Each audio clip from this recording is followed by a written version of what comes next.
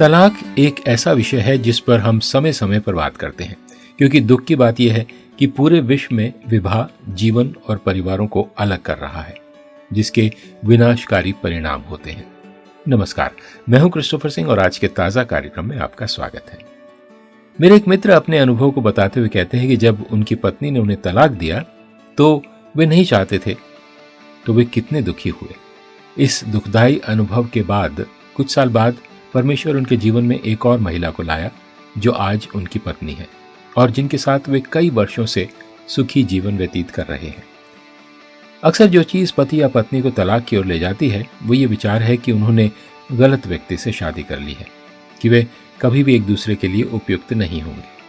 लेकिन एक मनोवैज्ञानिक फिलिपा पेरी ने हाल ही में एक अखबार में लेख लिखा था, एक अच्छा रिश्ता इससे नहीं बनता कि आप सही व्यक्ति को ढूंढ लेते हैं। कोई भी किसी के लिए सही नहीं है। दरअसल जो चीज किसी को सही बनाती है वो ये है कि किए गए वादों को निभाएं, क्योंकि जब आप किसी को जानने के लिए प्रतिबद्ध होते हैं तो आप उनके साथ और उनके लिए बदलते जाते हैं। जैसे दीवार में लगे पत्थरों को तब तक रगड़ा जाता है जब तक वे एक दूसरे के साथ सही नहीं बैठ जाते।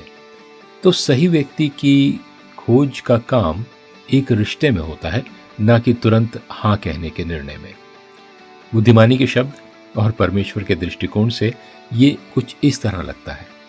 बाइबल में लिखा है, मलाकी उसका 2 अध्याय और 16 वचन में, क्योंकि इज़राइल का परमेश्वर यहोवा यूं कहता है, मैं स्त्री त्याग से घृणा करता हूं और उससे भी जो अपने वस्त्र को उपद्रव से ढांपता है।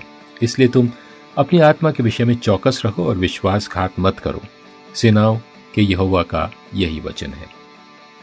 जब कोई इस निष्कर्ष पर पहुंचता है कि उसका जीवन साथी उसके लिए सही नहीं है तो वे बाढ़ के दूसरी तरफ देखने लगते हैं। और इस कहावत को तो आप जानते ही हैं कि दूसरी तरफ की घास हमेशा हरी लगती है, दूर के ढोल सुहावने।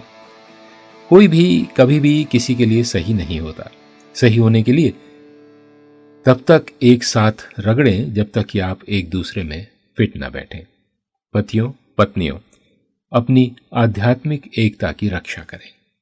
यह परमेश्वर का ताजा वचन है आज आपके लिए।